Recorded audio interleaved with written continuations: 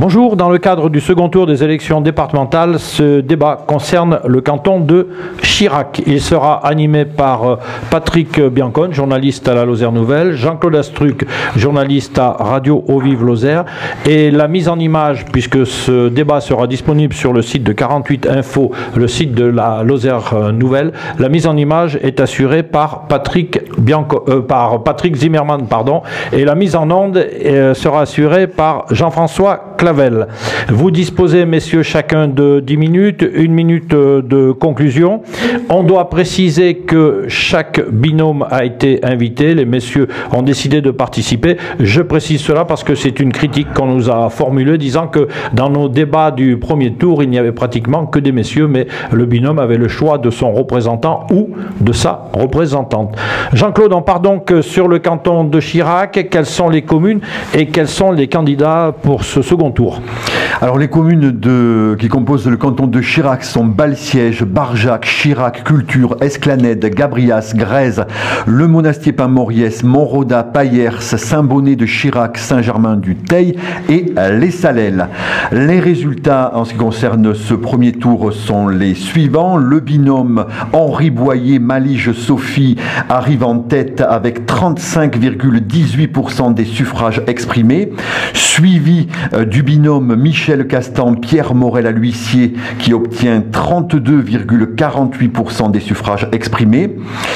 Du côté des autres binômes, il y a le binôme Filado-Christelle et Serge Guessot, 16,61% des suffrages exprimés.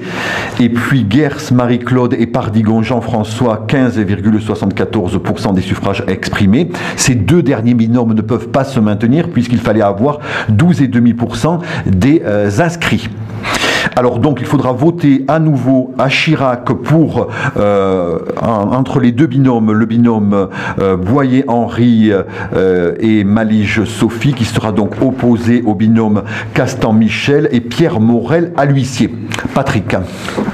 D'abord, est-ce que vous avez justement des nouvelles de M. Guessot il ne peut pas se maintenir au second tour. Est-ce que vous l'avez contacté? Est-ce qu'il vous a contacté? Est-ce qu'il va se désister, donner des consignes pour l'un, pour l'autre, pour personne? Où on en est à ce niveau-là? Est-ce que vous avez des nouvelles, monsieur Boyer? Non, aucune nouvelle. En fait, je l'ai croisé hier dans les bureaux de vote, mais voilà, on a des échanges cordiaux, comme avec M. Pardigon, comme avec Pierre Morel. Mais je ne pense pas, enfin à ma connaissance, il n'a donné aucune consigne de vote. Non, pas plus. Je suis dans la même analyse qu'Henri Boyer et je tiens aussi à lui dire que dans ce conflit, dans ce combat, dans cette lutte, il y a le respect qui prévaut. Nous sommes des élus et nous avons des responsabilités. Quant à M. Guessot, il a fait quelques déclarations hier rapides à une chaîne de télé, mais je n'ai pas d'éléments particuliers. Je note qu'il a fait un score important, à un point de plus, il pouvait d'ailleurs se maintenir. Voilà, je l'ai aussi côtoyé pendant la campagne. Il a des relations humaines de bonne qualité avec les gens. Voilà, je respecte, mais je n'ai pas d'éléments particuliers sur son positionnement politique aujourd'hui. Alors sur ce canton, on le note, une participation importante, légèrement moins importante que le canton de la Canorgue qu'on vient de voir tout à l'heure, mais quand même 69,33% de votants, donc une abstention de 30,67%, donc très supérieure à ce qui a pu se faire au niveau national. Bon, c'est vrai que c'était un canton un peu particulier, on l'a vu lors des débats du premier tour. Bon, Pierre Morel, qui est le député de ce département, on est habitué à le voir sur le canton de Fournaise, bon, là, qui était sur le canton de Chirac, et puis vous, monsieur Boyer, qui êtes maire justement de Chirac, et bon, avec ce positionnement, alors est-ce que vous êtes de gauche, pas de gauche, bon, il y a eu tout un débat, on va y revenir. Donc les résultats étaient vraiment scrutés, et donc on voit que c'est hyper serré, puisqu'il y a 84 voix d'écart en faveur de monsieur Boyer sur ce premier tour. Donc monsieur Boyer, est-ce que vous avez affiné votre jugement par rapport à cette étiquette? Est-ce que vous en savez plus par rapport à, si vous êtes élu? Parce que c'est vrai que c'est la question que tout le monde se pose dans ce canton. Qu'est-ce que vous ferez si vous êtes élu pour ce troisième tour, pour l'élection du président? Alors, c'est formidable. On a l'impression que la campagne se base là-dessus. On s'est présenté sans étiquette, tout simplement dans nos conseils municipaux, il y a des gens de droite, des gens de gauche, tant qu'on laisse pas rentrer la politique, tout va bien. Mais il semblerait que ça dérange tout le monde, y compris les journalistes. Ceci dit, je voudrais rajouter sur le sans étiquette, David Prieur, centre droit, c'est pas un parti politique, c'est sans étiquette. Mélanie Salaville, indépendante, c'est sans étiquette. Même Pierre Morel ne fait plus partie de la majorité départementale, on apprend ça dans la presse. Et il accuse Rémi André et moi-même d'être de gauche. Or, il lui a téléphoné pour qu'il soit son suppléant. Donc, effectivement, il se rôle un peu partout aussi. Nous, on est sans étiquette, on l'affirme, on le répète, malgré que ça admet tout le monde. Mais c'est l'expérience de nos conseils municipaux qui fait que, effectivement, ça fonctionne très bien comme ça. Il n'y a pas de raison qu'on change de façon de faire. Oui, voilà. Bon, on est vraiment dans le cœur du débat, là, sur ce canton. Moi, vous le comprenez bien, là. Oui, mais il n'y a pas de problème, moi je comprends tout, hein. Ne vous inquiétez pas. Il n'y a pas. Moi je ne rentre pas dans la polémique. Hein. Bon. On n'est pas dans une élection municipale. Et quand on regarde un peu les scores, on a cet aspect-là. Comme les gens et les citoyens n'ont pas bien compris le redécoupage de 13 cantons, ils nous l'ont dit et redit, ils se sont cristallisés sur une appartenance municipale. Voilà. Je le redis, on n'est pas dans une élection municipale et il y aura une assemblée départementale avec une majorité départementale. La majorité départementale ne se décrète pas, elle n'est pas a priori. Démocratiquement, elle est après. Donc moi j'appartiens à quelque chose qui existe, pas quelque chose qui n'existe pas. Voilà. Et puis je n'exclus pas les uns par rapport aux autres. Il y a des élections, suffrage universel direct, les gens s'expriment. On l'a vu sur le premier tour, et nous verrons au second tour, les choses peuvent être beaucoup plus ciblées. Quant à l'appartenance politique, je prends acte du fait que Henri Boyer ne précise pas davantage. À un moment donné, une fois l'Assemblée réunie, il y aura un choix. M. Boyer sera amené, s'il est élu, à faire un choix. Nous verrons bien. Nous apprendrons là les appartenances ou les amitiés, quelques fibres politiciennes ou politiques. Nous sommes dans la vie politique. Nous ne sommes pas dans la vie économique.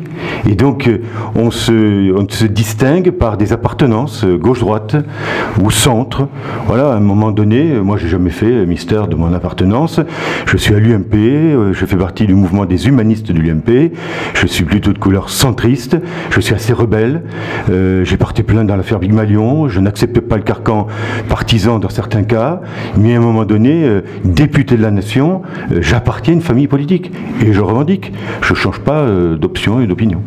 Donc, M. Boyer, pour vraiment, excusez-moi de revenir, mais c'est vrai quand même que c'est une question fondamentale, parce que bon, le département, ça peut se jouer sur un seul canton, ça peut se jouer à 7 contre 6, donc les conséquences seraient quand même impressionnantes pour ce département. Donc, vous répétez que vous ne voulez pas vous prononcer avant l'élection de ce deuxième tour, vous ne voulez pas dire si vous voterez pour un président de droite ou de gauche, c'est bien ça? Franchement, je ne sais plus comment le dire.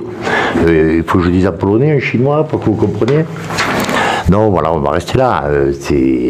Ça devient un petit peu lassant. On va pas faire tout le débat là-dessus. Alors il y a tellement de choses plus intéressantes à discuter, n'est-ce pas? Par exemple, sur la débauche moyenne de Pierre Morel-Lucier, qui, je le rappelle, a porté plainte contre l'UMP dans l'affaire Louis Maillon, plusieurs journées de campagne, des courriers sur les communes, des courriers enveloppes timbrées au président de l'association, appel à tous les habitants de toutes les communes,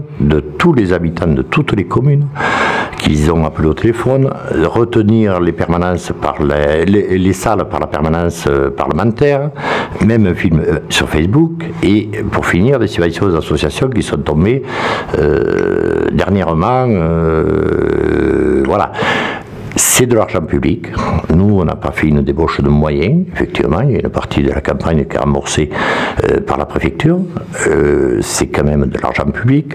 Et les subventions aux associations sont accordées soit sur l'enveloppe parlementaire, soit sur l'enveloppe du conseiller général de Fournes.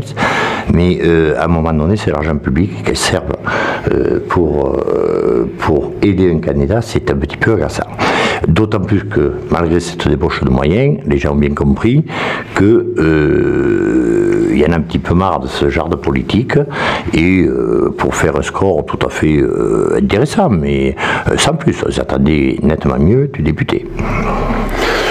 Bon, moi, Henri Boyer, la polémique, aller chercher des petites histoires, de l'argent public, je fais une campagne, il y a un plafond de campagne, je respecte ce plafond, je fais ma campagne comme je l'entends, je ne viens pas, moi, interférer dans les choix que vous faites, dans les lettres, les publications, les envois postaux, voilà, tout ça, il y a une commission nationale des comptes qui vérifiera tout ça.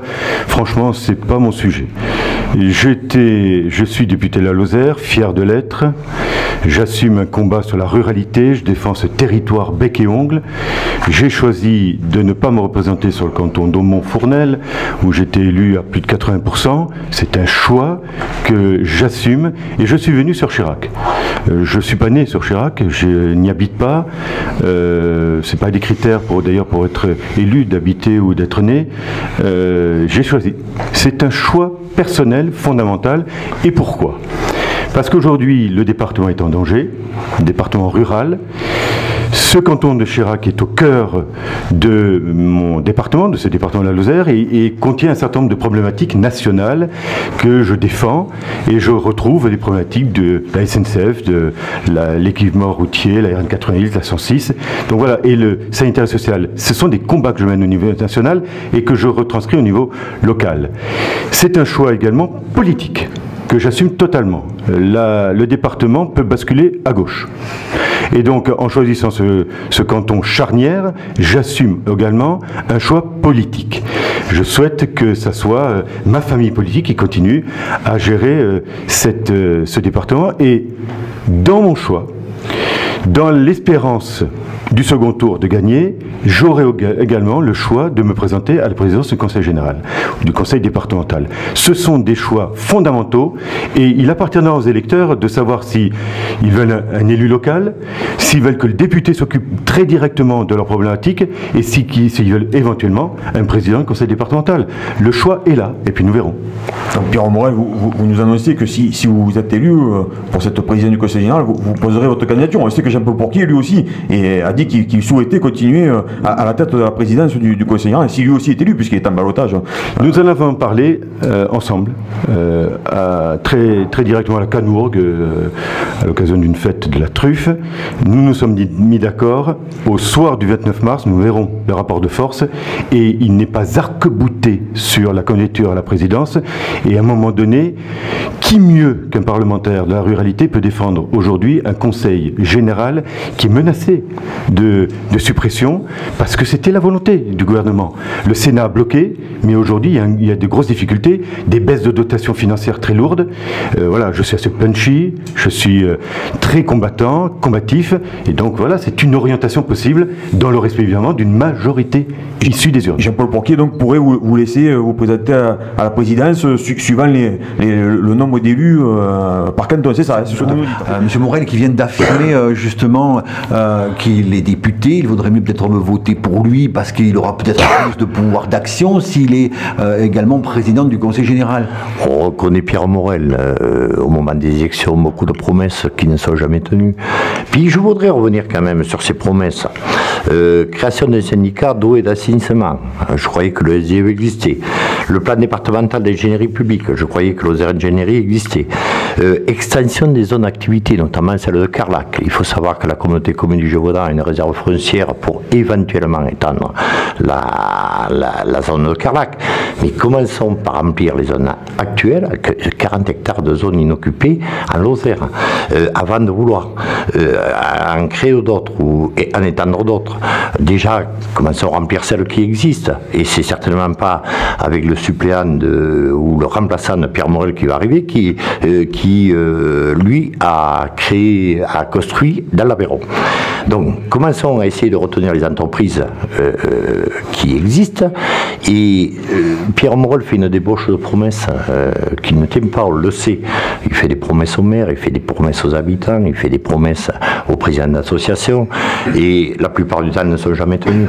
Donc arrêtons là, les gens préfèrent avoir des gens de terrain qui sont proches d'eux et qui les comprennent, qui vivent comme eux. J'avais cru comprendre hier au soir que Pierre Morel méprisait un petit peu les maires du fait que lui, il était député et qu'il trouvait anormal que des simples maires osent se présenter contre lui, où on est là. On est dans une démocratie, où on est vraiment dans un système royaliste, où les députés, on n'a plus le droit de s'opposer à eux. Je trouve ça relativement formidable quand même. Bon, Monsieur Boyer, vous êtes dans la critique oui. Et encore la critique. Vous avez pris mon programme, donc vous l'avez lu, je vous en remercie. J'ai pas lu le vôtre parce qu'il n'y en a pas. Vous êtes borné à dire ce que vous étiez. Bon, c'est intéressant, veilleur de nuit à Saint-Germain-du-Teil. On a vu d'ailleurs le résultat à Saint-Germain-du-Teil qui est assez intéressant, pour moi, pas pour vous. Voilà, on sait qui vous êtes, on voit les 4 personnes qui sont présentes. Vous dites transparence, on ne le voit pas vraiment dans les idées politiques, et dans votre programme, il est creux, il n'y a rien, strictement rien. Bon, c'est original comme façon de faire de la politique, on ne risque pas beaucoup de se tromper. Pour mes promesses, je suis dans la vie politique depuis une quinzaine d'années. J'ai été réélu au premier tour député à plusieurs reprises et élu à chaque fois au premier tour en tant que maire et en tant que conseiller général, et même une fois à 94%. Je crois que l'électorat, je crois que les Lozériens ont une relation affective avec leurs députés, avec leur élu local que je suis. Je ne crois pas devoir me justifier. Je suis très, très affectif dans les relations humaines et dans les relations politiques. Je le fais d'ailleurs à droite comme à gauche. Voilà, c'est ma façon d'être. Je fais de la transversalité concernant la ruralité. Je suis un défenseur acharné du territoire rural. Malheureusement, aujourd'hui, la gauche ne fait pas ce qu'elle doit faire. On connaît des baisses de dotation et puis des normes, des fermetures de services publics récurrentes. On nous avait promis un rêve socialiste et on arrive à un véritable cauchemar. Voilà, c'est des constats. Nous verrons encore une fois sur votre transparence. Dites-nous une bonne fois pour toutes où vous campez, qu'est-ce que vous voulez faire. Ça permet au moins aux candidats que je suis de comprendre où vous voulez aller.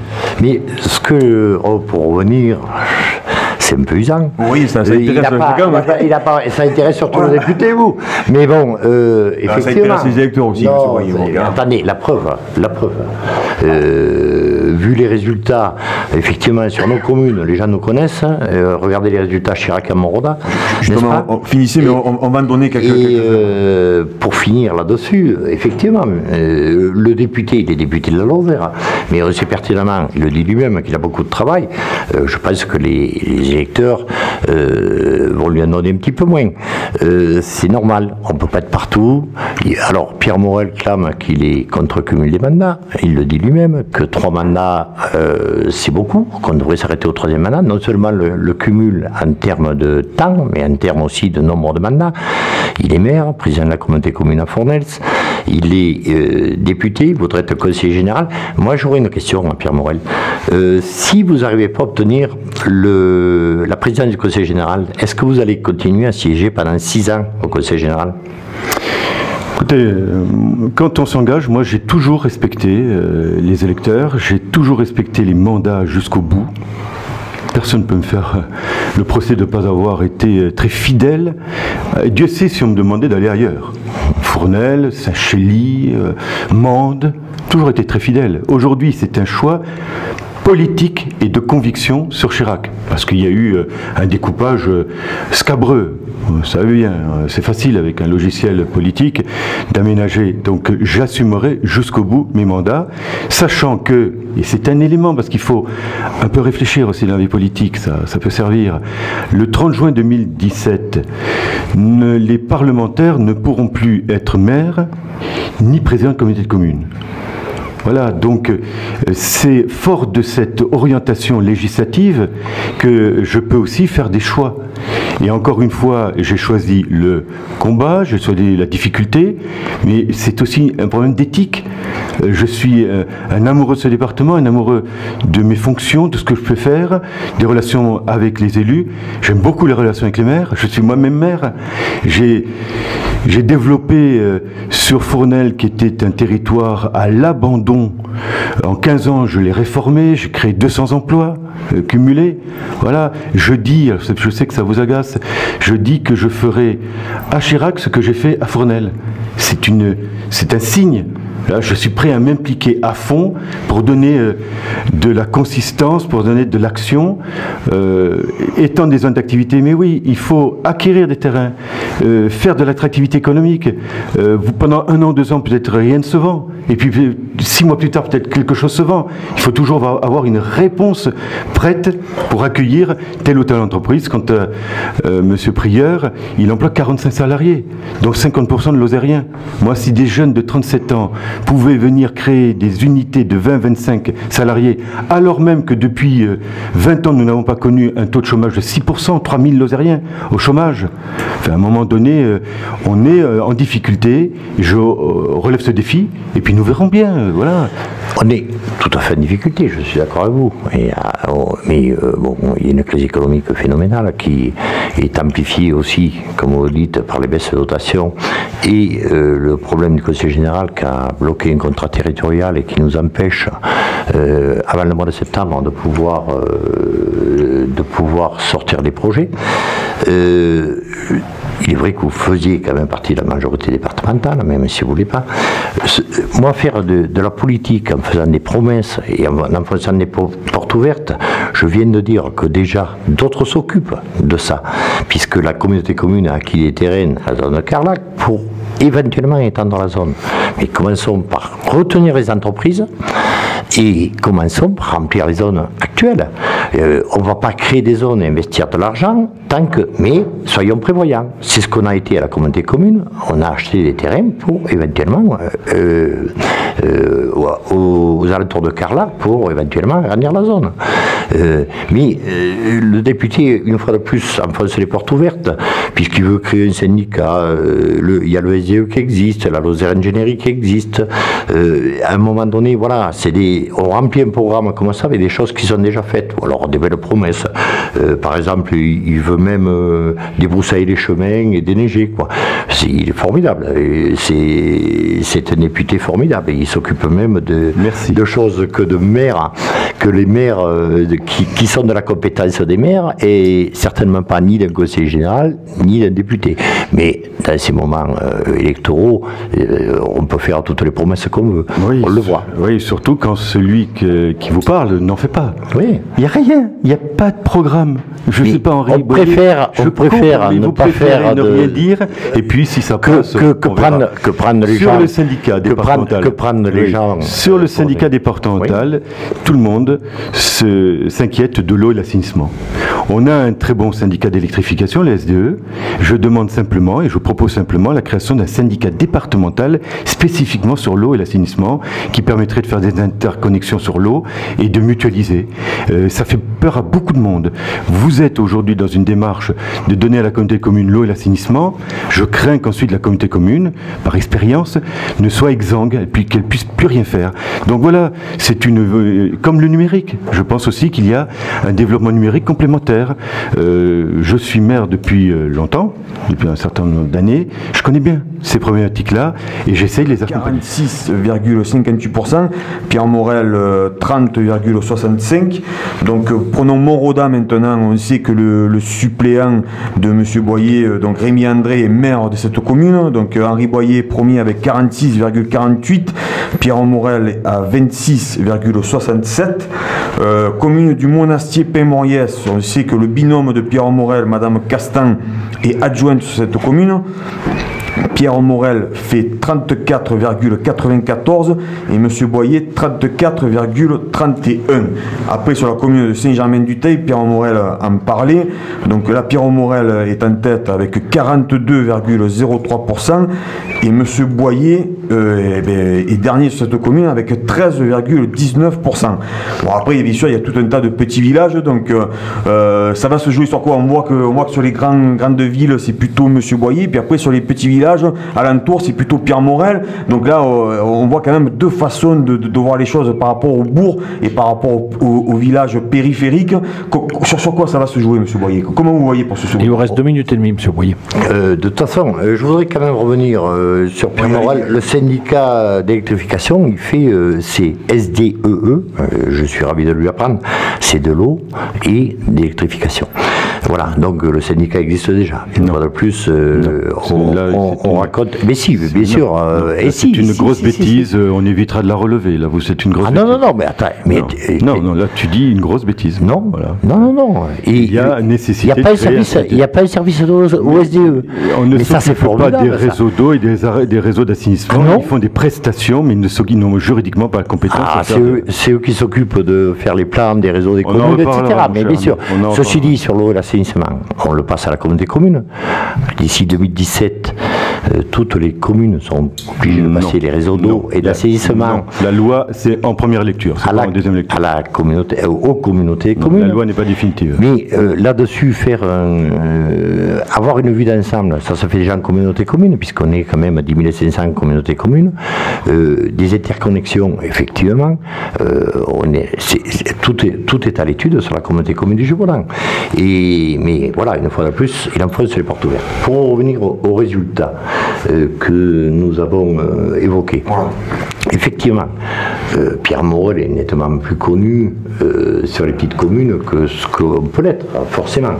Dans nos communes à nous, on arrive largement en tête parce que les gens savent le travail qu'on fait, les gens savent qu'on est proche d'eux et qu'ils peuvent nous côtoyer tous les jours.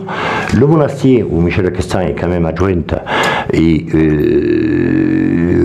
qui est très interconnecté avec Chirac, avec qui on travaille avec les maires depuis des années, que ce soit Bernard Castan, Lionel Bougnol, et avec leurs équipes, leurs adjoints, on a fait score égal.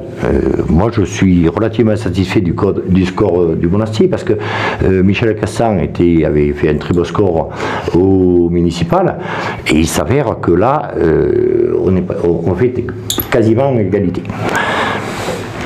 Voilà, nous allons arriver pratiquement au terme de la rencontre. Monsieur Boyer, il vous reste une poignée de secondes. Oui. Avant la conclusion, puisque vous aurez chacun une minute. Hein. Donc voilà, je voulais revenir sur cette façon de faire de la politique qu'a Pierre Morel, de faire des promesses et de jamais les tenir. C'est une débauche de moyens dans la campagne, on l'a vu. Et à un moment donné, on ne peut pas continuer comme ça, à dire tout et son contraire. Quand il parle de la communauté commune du Gévaudan, il en parle savamment, puisqu'il ne l'a jamais fréquenté. Nous, on y est tous les jours. Et à un moment donné, il donne des leçons à tout le monde, il survole les dossiers sans vraiment savoir de quoi il parle. Et c'est la façon de faire la politique où les Français en ont relativement marre, qu'ils soient de droite ou de gauche. Nous arrivons au terme de cette rencontre. Patrick avait peut-être une dernière question. Parfait. Monsieur Pierre Morel-Lucien, une minute pour la conclusion. Écoutez, moi, je vous redis beaucoup de détermination, beaucoup de conviction, beaucoup de volonté de réaliser des choses. Députés, les citoyens choisiront au second tour, monsieur Boyer. Ils ont la chance d'avoir un député très actif, toujours classé dans les 10 premiers députés les plus actifs de France, première chose. Ils ont peut-être la possibilité de donner à ce département une majorité à laquelle j'appartiendrai, qui me permettrait peut-être de devenir président du conseil départemental. Voilà, les sujets sont posés, il appartient ensuite aux électeurs et à ceux qui ne sont pas venus voter de choisir, et j'espère qu'au soir du second tour, nous aurons une bonne surprise. Monsieur Boyer. Moi, je voulais remercier les électeurs de nous avoir mis en tête de ce premier tour. Bien sûr, l'effort n'est pas terminé. On a besoin de se faire connaître un peu plus sur les communes qui ne nous connaissent pas encore. Mais ils peuvent prendre, par exemple, les communes qui nous connaissent et ils savent pour qui ils ont voté. Ils n'ont pas voté Pierre Morel, ils ont voté Boyer-Malige parce qu'ils savent pertinemment qu'on est sur le terrain, qu'on travaille pour eux. Et c'est une suite logique à nos combats de maire et à nos combats de communauté des communes. Et effectivement, le découpage du canton est extrêmement bizarre. On ne l'a pas choisi, on fait avec, on n'a pas le choix, mais il faut qu'on arrive à trouver une corrélation entre toutes ces communes, et on sait qu'avec les maires, on peut travailler tous les jours, puisque je les connais tous, et on a d'excellents rapports avec les maires. En tout cas, il y a un point sur lequel vous allez être d'accord tous les deux, c'est pas d'abstention. Il faut aller voter. Ça serait bien. Bien sûr. Il faut aller voter. Ce débat concernait donc le second tour des élections départementales pour le canton de Chirac. Il était animé par Patrick Biancone, journaliste à la Lozère Nouvelle, Jean-Claude Astruc, journaliste à Radio Eau-Vive-Lozère, mise en image par Patrick Zimmermann. Ce débat sera disponible donc sur le site de 48 Info et mise en onde par Jean-François Clavel. Messieurs, merci. Merci.